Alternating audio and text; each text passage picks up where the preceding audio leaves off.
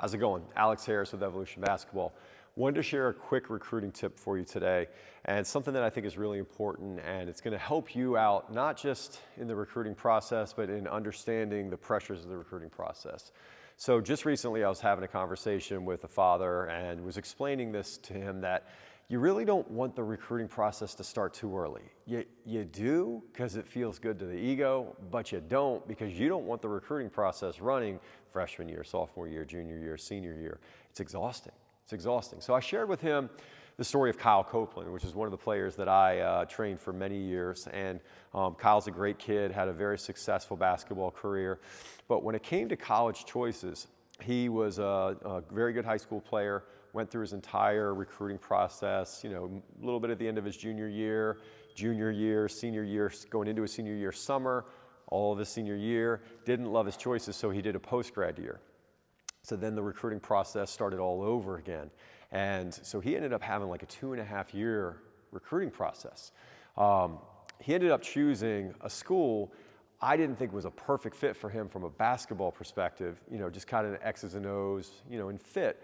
And I was curious as to why he chose it. And I asked him, I said, well, why'd you choose that school, Kyle? And he said, I just wanted the process to be over. Man, tough. That's tough. Like, you choose your college just because you want the process, the recruiting process to be over. And, it was a great school, great academic school, can't go wrong, and he's set up for life because of that.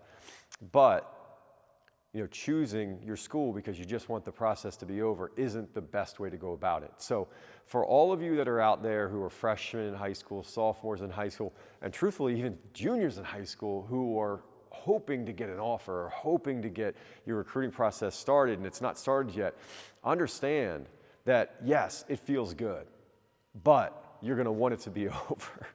So don't get too disappointed when that recruiting process hasn't started too soon, okay? It will happen. It will happen.